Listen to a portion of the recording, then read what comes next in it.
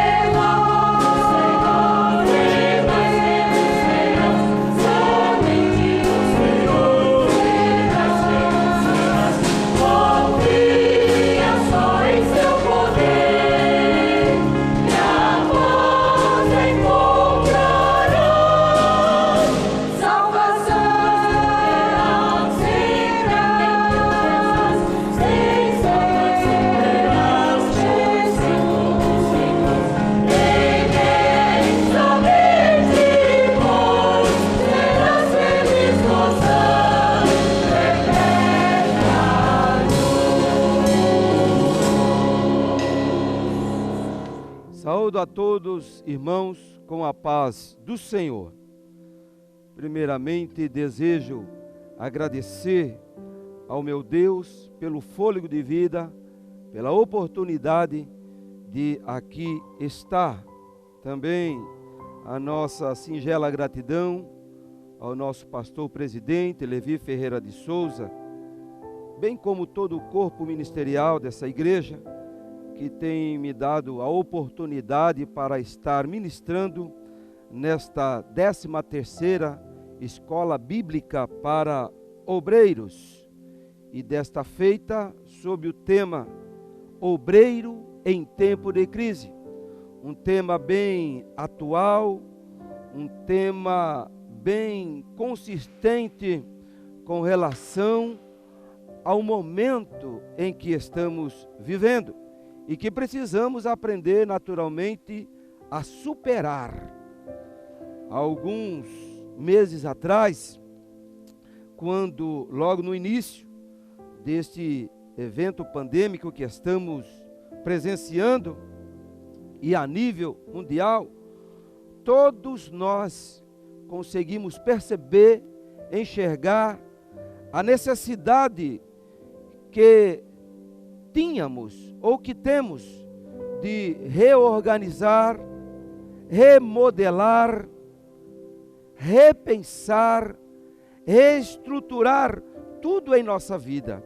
Enfim, novas adaptações fizeram-se necessárias sobre vários aspectos, inclusive na vida para o obreiro da causa santa do Senhor.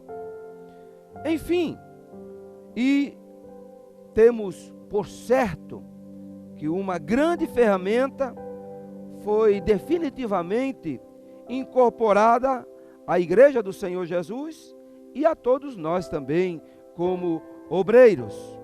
É a comunicação através das redes sociais e também os cultos ou reuniões via online, tal como esse trabalho que estamos ora fazendo.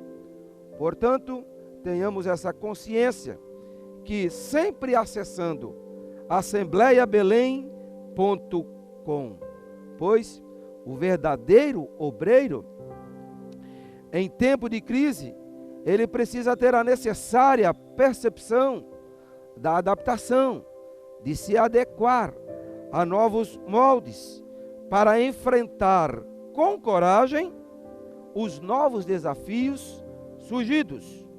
E nesse enfrentamento, é óbvio que precisamos entender que nunca mais nós poderemos ser o mesmo crente que fomos até então.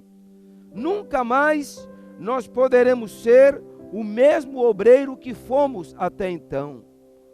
Para presbíteros, evangelistas, pastores, nunca mais nós poderemos ser como fomos até então. Eu quero, nesta oportunidade, voltar-me para o texto do profeta Joel, para estarmos embasando a nossa meditação neste dia. Profeta Joel, no capítulo 1 e versículo 13, assim diz a gloriosa palavra do Senhor: cingi-vos de pano de saco e lamentai, sacerdotes, uivai, ministros do altar, vinde, ministros de meu Deus, passai a noite vestidos de panos de saco, porque da casa de vosso Deus foi cortada a oferta de manjares e a libação. Observam bem, prestemos bem atenção nos detalhes que quero meditar com vocês nessa oportunidade do versículo 13, que assim diz: cingi-vos e lamentai-vos, sacerdotes, gemei, ministros do altar. Obviamente que um texto muito em apreço para os nossos dias. Poderíamos aqui falar, interpretá-lo da seguinte forma: cingi-vos, lamentai-vos, gemei, corpo de obreiros. Portanto, prestem bem atenção, porque a mensagem é totalmente voltada para todos nós que fomos chamados um dia, por determinação do Senhor, fomos chamados para compor o corpo de obreiros, o corpo ministerial a qual nós pertencemos. Agora, por que Deus usou o profeta Joel para fazer tal recomendação para o corpo de obreiros? O profeta Joel, um pouquinho da sua história, é considerado um dos profetas menores que viveu aproximadamente 830 anos antes de Cristo. Porém, quando paramos para analisar, pensar, meditar na mensagem do profeta Joel, percebemos o quanto a sua mensagem é atual. O tempo de Joel, vejam só, irmãos, era um tempo de absoluta crise econômica. Estava generalizado o caos econômico. Nós estamos convivendo com um vírus chamado corona. Entretanto, em Judá, nos tempos do profeta Joel, ocorreu uma praga terrível de gafanhotos, devastando os campos, as lavouras, as plantações. Coisa terrível. E para piorar o caos, eles ainda estavam convivendo, precisando vivenciar um tempo de absoluta seca. Agora, o pior é que a história conta que essa combinação de fatores, essa combinação de situação, culminou com a devastação do reino de Judá. E como se isso não bastasse, a nação judaica, que era e é povo de Deus, eles estavam vivendo, experimentando uma completa desintegração espiritual e moral. Olha que situação crítica estava vivendo o povo judaico. Aí então, o Senhor Deus, Ele toma a boca do profeta e diz o seguinte, versículos atrás, o contexto nos diz assim, da seguinte forma: o que ficou do gafanhoto, a locusta comeu. O que ficou da locusta, o pulgão comeu. Uma nação subiu sobre a minha terra, acabando, devastando com tudo. Foi cortada a oferta de manjares na casa do Senhor. Os sacerdotes, ou os ministros do altar, ou a nossa linguagem, os obreiros da casa do Senhor, eles estão tristes, acabrunhados, cabisbaixos. O campo está assolado, o trigo foi destruído, os trabalhadores estão envergonhados e gemendo, o fruto das árvores estão secos, murchos, e a alegria foi embora entre os filhos dos homens. Queridos companheiros, analisem que situação triste. Pensem que situação para uma nação estar vivendo. E após todo este relato dos 12 versículos anteriores, nós chegamos à leitura do versículo 13, que é onde nós queremos parar para meditar. Agora, o principal, o glorioso, é que no versículo 13, após o profeta ter feito algumas recomendações, chamamento ao despertamento, ao arrependimento para a nação em geral, o versículo 13 aponta um detalhe importante. muito determinante. O profeta volta-se, tomado para o Senhor, para o corpo de obreiros, para o altar, para os ministros do altar, para os pastores, para os obreiros em geral. Ele vira-se para o altar, chama a atenção dos obreiros, sacerdotes, ministros do altar, ou como já vos disse, corpo de obreiros da casa do Senhor. Desde o pastor que nos preside, até o porteiro, coordenadores, regentes, enfim, todos os que têm responsabilidade com a obra do Senhor. Portanto, não sobrou ninguém. A mensagem é direta, a mensagem é incisiva, a mensagem é concernente direto para os obreiros. Todos que têm responsabilidade ou sente essa responsabilidade, esse comprometimento. Parafraseando a mensagem do profeta, ele diz: atenção, obreiros, conclamo-os, obreiro, para a coragem, para o enfrentamento.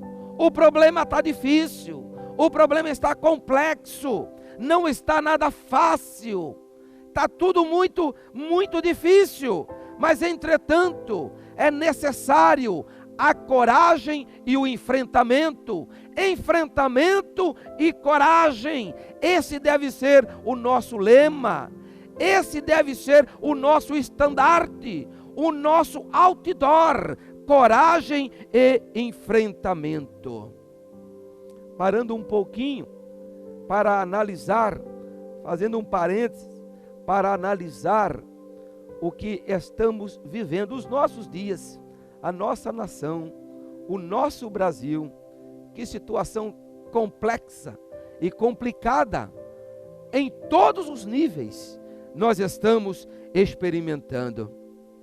E nesses últimos meses, 120 dias aproximadamente, vários obreiros, vários companheiros, vários irmãos, várias irmãs, mas no corpo de obreiros também foi tomado de um susto, como que vivendo assustados com algumas determinações das nossas autoridades.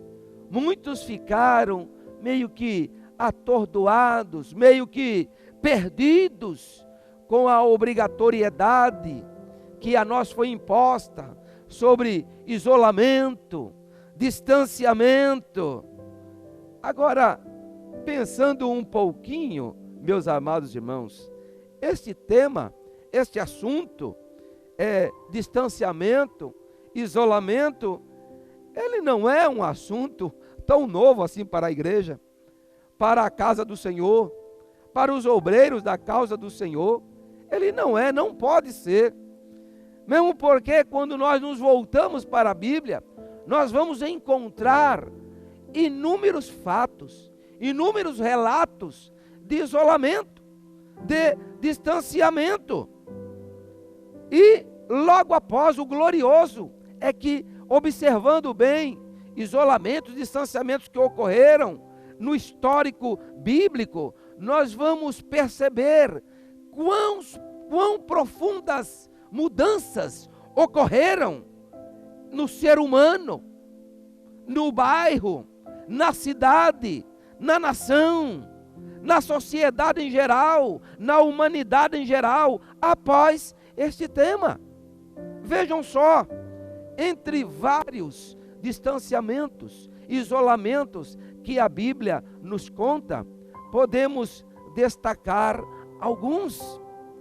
Nós sabemos que a Bíblia nos conta, no Novo Testamento, que Jesus, estando em oração com os seus discípulos, lá no Getsemane, olha que coisa maravilhosa. Aí de repente, chega a polícia, chega a viatura, chega o camburão. O que fizeram? Retiraram Jesus do convívio social. Levaram Jesus para o julgamento. Levaram Jesus para a prisão, para ser julgado. Logo após, todos nós sabemos, levaram o nosso Jesus à cruz, consequentemente à morte também. E ato final, ato contínuo, Jesus baixa a sepultura. E lá fica o nosso Jesus distanciado, isolado por 3 dias. Entretanto, nós sabemos muito bem que após este distanciamento, isolamento, o maior plano de redenção, o maior plano de salvação, o maior plano de libertação para o ser humano ficou constituído, ficou instituído. Finalmente, o plano de salvação para todo aquele que nele crê estava estabelecido. Louvado seja o nome do Senhor. Também, um outro texto histórico conta-nos que a igreja primitiva conheceu em seus tempos um perseguidor terrível, chamado Saulo. Mas, entretanto, esse perseguidor um dia veio ter um encontro maravilhoso com o Senhor Jesus. E desse encontro, Saulo foi transformado em Paulo. E a tarefa de Paulo, a partir de então, era proclamar, era falar do evangelho da salvação, do evangelho que transforma o mais vil, o mais pobre, o mais miserável pecador. Porém, para Paulo estar pronto para ministrar nas cidades, sair abrindo igrejas, sair fazendo a obra missionária que o Senhor confiou em suas mãos, nós sabemos muito bem que primeiro ele precisou enfrentar um isolamento, um distanciamento lá na Arábia. É bíblico, é a palavra do Senhor quem fala isso. Mas após esses meses, anos de total isolamento, aparece Paulo, reaparece Paulo no cenário, pregando o evangelho da graça, o evangelho maravilhoso da graça do Senhor Jesus, o evangelho glorioso da graça insondável, da graça imutável do nosso Salvador Jesus. Tudo isso após um isolamento. E é importante fazermos aqui um apontamento, que quando o Senhor Jesus, os céus, a eternidade, precisava admoestar, exortar, ensinar como melhor a igreja caminhar, como melhor os crentes caminharem, os obreiros caminharem. O que acontecia com Paulo? Ficava isolado na prisão. Determinação do Espírito Santo do Senhor: vamos isolar o nosso servo, vamos isolar esse rapaz um pouquinho na prisão, para escrever as cartas maravilhosas que hoje enche a nossa alma, preenche o nosso vazio, as nossas necessidades, especialmente o corpo de obreiros da igreja do Senhor encontra nas cartas paulinas, escritas do isolamento, para verdadeiros ensinos profundos sobre o evangelho da salvação. Louvado, bendito seja o nome glorioso do Senhor Jesus. Também nós encontramos João, apóstolo João, grande homem de Deus, o apóstolo do amor, um grande pastor, que muito possivelmente estava pastoreando a igreja em Éfeso.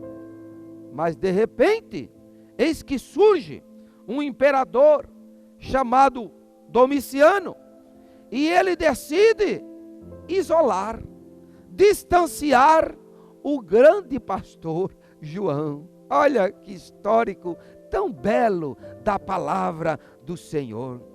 E lá está o apóstolo do amor, isolado na ilha de Patmos, sozinho, mas lá nessa condição, lá dessa forma, dessa maneira, é que ele recebe do céu o que muito em breve está para acontecer. Jesus vindo nas nuvens dos céus para arrebatar a sua igreja. E nós estamos desfrutando de um novo céu e uma nova terra. Isto é a revelação que foi dada após um isolamento, um distanciamento. Portanto, vejam só, meus amados companheiros, o quanto é importante, o quanto nós precisamos entender a mensagem do céu, o direcionamento do Senhor para as nossas vidas, para o nosso viver, para a vida da igreja, para a caminhada da igreja do Senhor. O Senhor, Ele sempre esteve no controle de tudo. E cada vez nós vamos compreendendo e entendendo que o Senhor tem o cetro nas suas mãos, dirigindo todas as coisas. Observamos assim, prestamos atenção então assim, que esse isolamento, esse distanciamento então, ele faz-se necessário, de acordo com os exemplos que nós temos na palavra do Senhor. Portanto, queridos companheiros, amada igreja do Senhor Jesus, não é tempo de temores, não é tempo de acovardarmos, não, aliás, nunca foi tempo. Essa linguagem, ela não tem nenhuma identidade com a igreja do Senhor, com os servos do Senhor, porque os tímidos, os medrosos, os covardes ficarão de fora. É tempo de enfrentamento, é tempo de coragem, é tempo de avançar, é tempo de falar do amor do Senhor, é tempo de pregar as boas novas, é tempo de sairmos às ruas, às praças, conclamando salvação, libertação, cura, milagres. É tempo desse existir para todos nós.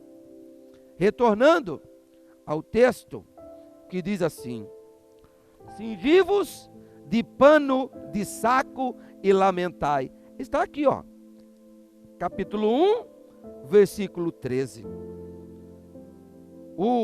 A palavra lamento, ela tem um aprofundamento, ela tem um significado de muita expressão, porque invariavelmente, geralmente, quem lamenta chora, mas o lamento ele é muito mais profundo, ele é muito mais intenso do que apenas chorar, porque nós entendemos perfeitamente que às vezes até de alegria a gente chora. Às vezes estamos tão felizes, tão radiantes com alguma situação, com alguma circunstância. Quantas vezes nós choramos de alegria na presença do Senhor? Nosso coração está tão vibrante, estamos tão felizes, tão satisfeitos com a presença do Senhor, com a presença do Espírito Santo em nossa vida, que a gente chora, se derrama na presença do Senhor. Porém, este choro de lamento, ele vem de uma tristeza profunda, é dor na alma, é o choro, é o lamento, mas do arrependimento. Ele é muito mais profundo, ele é muito mais intenso, ele é muito mais abrangente. Então, aqui nesse texto, este era o choro, este era o lamento que o profeta estava recomendando. E com maior intensidade, ele também faz uma citação aqui metafórica. Ele diz: uivai. O que significa? O que quer dizer uivar? Logicamente que esta terminologia, ela vem do mundo animal, mas o profeta Joel usou esse termo e nós precisamos analisá-lo. Por que que o profeta usa o termo uivar, que é próprio dos cães ou dos lobos? Eles uivam. Agora, é necessário entendermos que o uivo do cão ou dos lobos, do lobo, ele não é aleatório, não é por acaso, não é porque ele não sabe fazer outra coisa, então ele se põe a uivar. E aqui tem uma aplicação para a nossa vida também. A nossa chamada, a tua chamada, querido companheiro, ela não é aleatória, não é por acaso, não é porque o pastor olhou para você, te enxergou mais bonitinho, mais engraçadinho. Não, senhor. A chamada real, a chamada veraz, ela é feita na eternidade, ela é feita lá no céu, determinada lá no céu. E aí o pastor em oração, a igreja em oração, o corpo de obreiros em oração é aprovado, é atestado, é ratificado. Por isso que você foi apontado como obreiro na casa do Senhor. Não é aleatório, por acaso. É real, é fático, porque foi confirmado lá no céu. Louvado seja o nome do Senhor Jesus.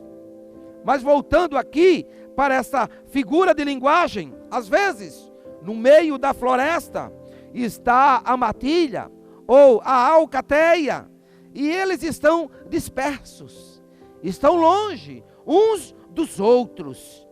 E por conta de alguma necessidade que surge, eis que o líder, presta bem atenção nisso aqui, eis que o líder, ele se põe num ponto em destaque, e ele se põe a uivar, a bradar, a gritar.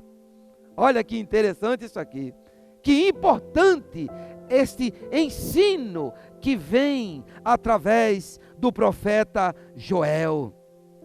E aí, quando a matilha que está dispersa, eles ouvem o uivo do líder, o grito do líder, eles se põem a postos, e cada um onde estão, começam a uivar também.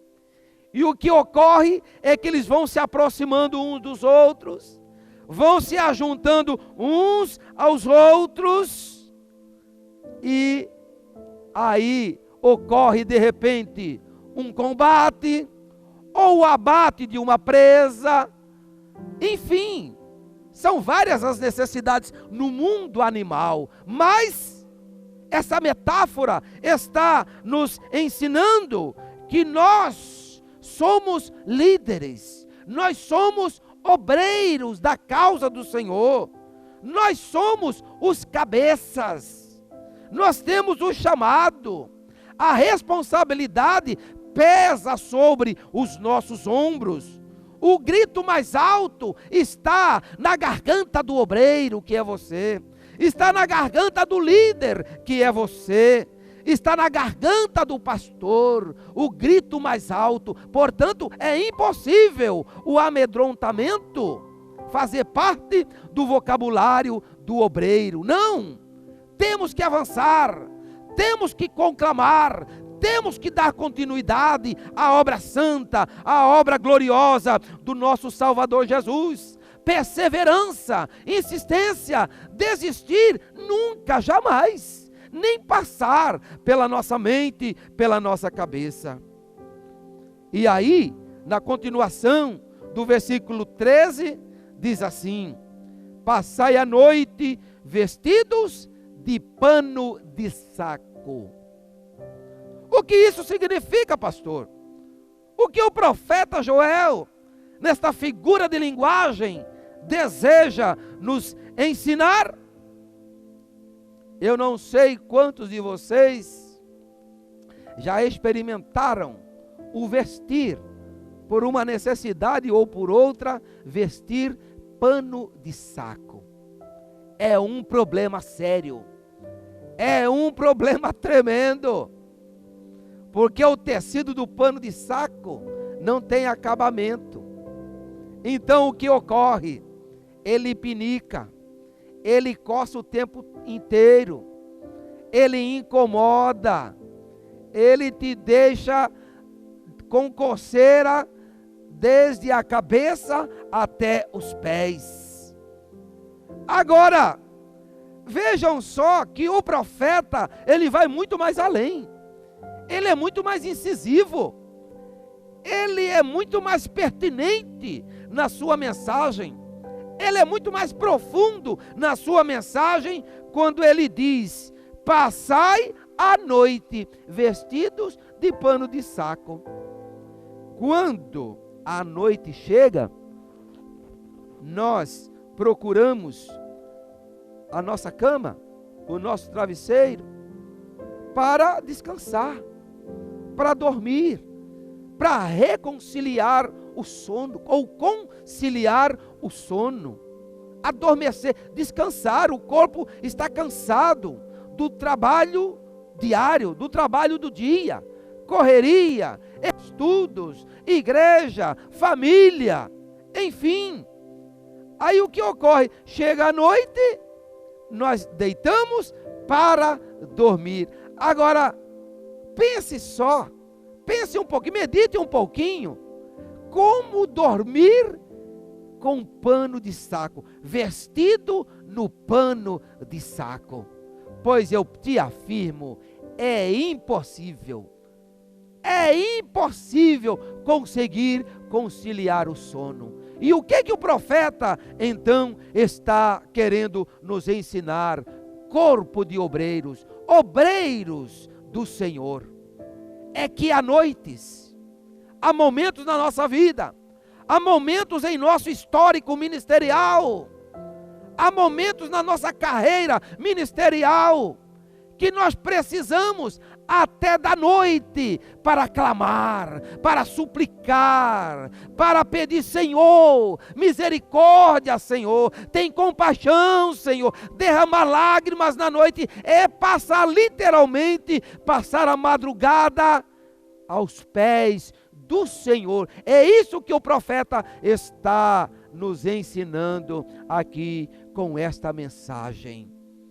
Glorioso, maravilhoso, tremendo.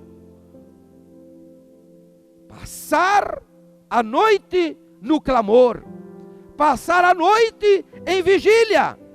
Quem sabe assim o Senhor venha em nosso socorro, suprir as nossas necessidades, que são muitas, são grandes, como obreiros na casa do Senhor, como responsáveis pela obra do Senhor. E aí, o final do versículo diz assim: a oferta de manjares e a libação foram cortadas. O que isso significa? Sabemos muito bem que a oferta de manjares era o sacrifício. Lá no Velho Testamento significava o sacrifício oferecido ao Senhor. A oferta trazida ao sacerdote, e o cheiro daquela oferta subia às narinas do nosso Senhor, do nosso Deus, e trazia agradecimento, gratidão, e obviamente que Deus lá na eternidade se agradava daquele cheiro e abençoava o seu povo.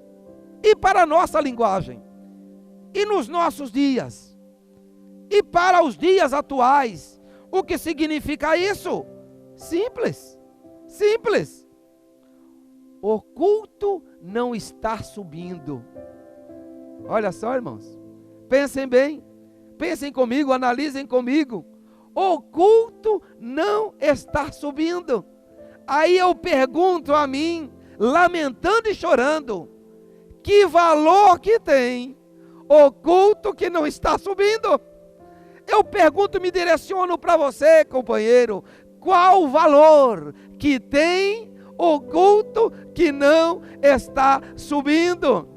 O cheiro do glória, o suave perfume do aleluia, o suave perfume dos louvores, dos cânticos, o conjunto musical tocando, círculo de oração cantando, mocidade, jovens, adolescentes, crianças, a igreja do Senhor cantando.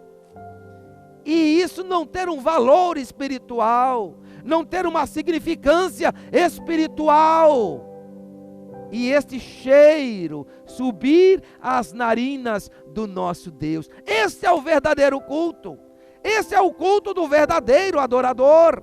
Esse é o culto do verdadeiro obreiro. E isso estava ocorrendo lá em Judá. Por isso, a insistência, a conclamação, a palavra do profeta muito incisiva contra o altar, para o altar. Cingivos de pano de saco, porque também a oferta de manjar, os nossos cultos não estão subindo. Óbvio que o verdadeiro culto, ele precisa ter um cheiro suave, que suba, rompa esse teto, rompa as nuvens, rompa o espaço sideral, rompa o firmamento e chegue ao trono da graça do nosso Salvador Jesus. O culto que não está sendo recebido no céu torna-se apenas um mero costume devocional, um rito, apenas um ritual, um encontro temporário, onde vemos aqui, durante as semanas, 1h30, 1h40, aos cultos dominicais, geralmente 2 horas, 2h10, 2h15, mas apenas um encontro ocasional. Que valor que há? Que significância que há? Preste bem atenção nisso, meus amados irmãos, amados companheiros. O nosso culto, o culto que, pela graça do Senhor, eu dirijo lá na congregação, eu ministro lá na congregação, eu pastoreio lá na congregação. Eu tenho que ter essa preocupação, você tem que ter essa preocupação. O culto está subindo às narinas do meu Senhor, pois o profeta Joel, advertindo os obreiros, ele falou dessa realidade, ele falava dessa verdade. Caros companheiros, todos nós temos a capacidade de compreender, de entender que a situação atual da nossa nação, não vamos falar das outras não, é falar da nossa, do nosso Brasil, nossa nação brasileira tão amada, querida, solo brasileiro, tão amado por todos nós. Nós sabemos muito bem que a posição social, que a condição social não é nada favorável, não é nada boa. Nós sabemos muito bem que a situação econômica não é nada boa, desastres após desastres. Nós sabemos o quanto as nossas instituições, nós temos a sensibilidade de perceber o quanto as nossas instituições estão com problemas, estão em dificuldades. Todos nós temos essa percepção de entender quanta dificuldade nas nossas instituições. E quanto às famílias, quanto problema difícil, quanto problema sério, seríssimo, ocorrendo no seio da família. Exatamente onde deveria haver o abrigo, o refúgio, o refrigério, o conserto, onde exatamente deveria ocorrer o maior conforto possível, seria exatamente dentro da família, no seio da família. Entretanto, nós encontramos vários problemas seríssimos no seio da família, inclusive o próprio inimigo, o próprio inferno se levantando contra a família. Também nós entendemos perfeitamente que a nossa nação, o nosso Brasil, passa por problemas seríssimos. Não está nada favorável, tudo muito complexo, difícil. Agora prestemos atenção, meus irmãos, porque além de cidadãos aqui na terra, mas nós somos principalmente cidadãos dos céus. E Jesus, o nosso Senhor e Salvador Jesus, está às portas. Os sinais declaram, os sinais são bem evidentes. Nós temos um cântico da nossa harpa cristã que diz assim: tudo nos mostra que Cristo já volta, breve Jesus voltará. Como esse louvor é muito atual, como esse louvor é muito evidente para a igreja do Senhor Jesus, para todos nós que estamos aqui. E o que importa para nós? O que temos feito?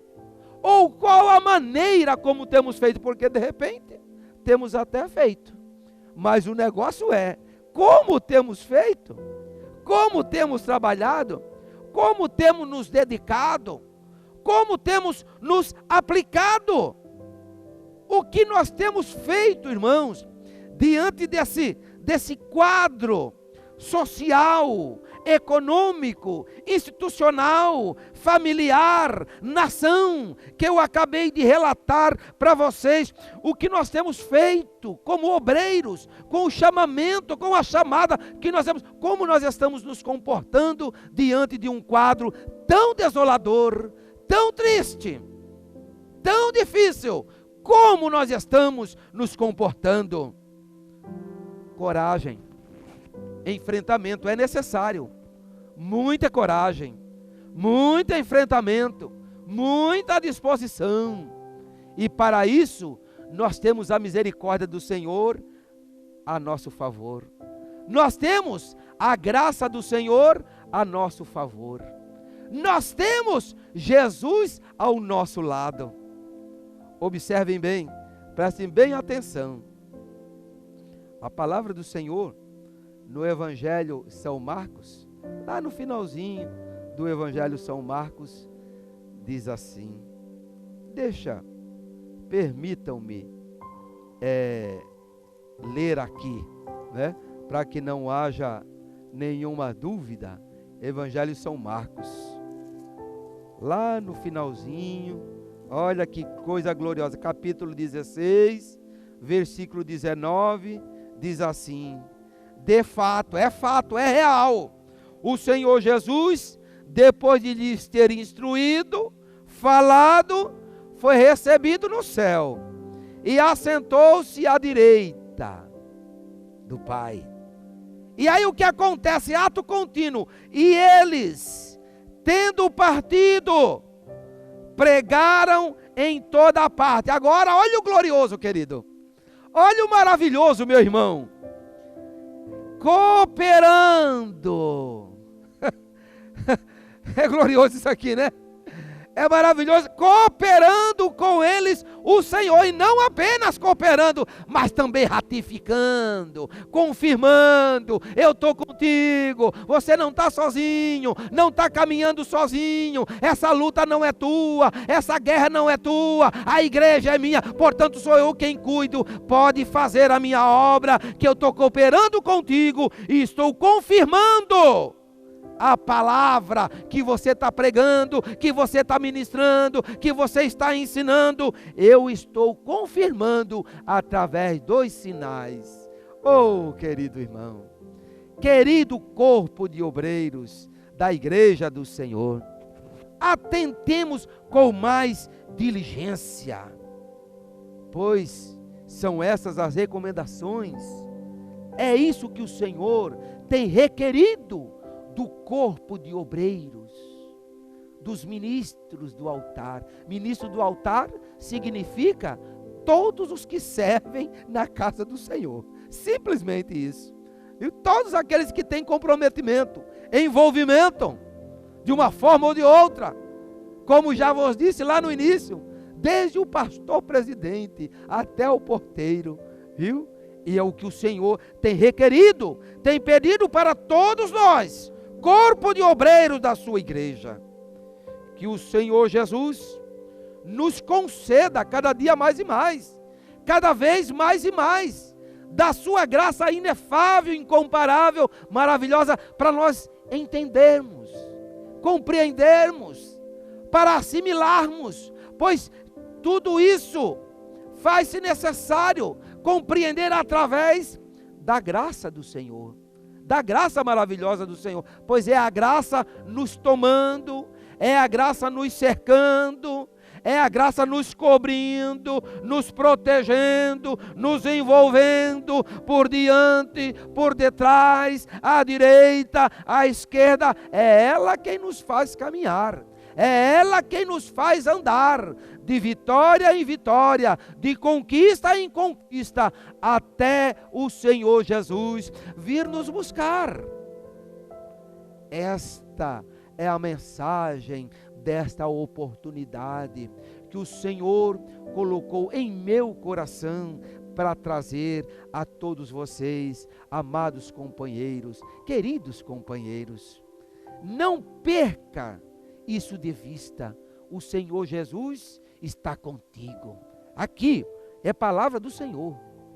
É palavra do Senhor. Evangelho Marcos 16, versículo 20. E eles quem?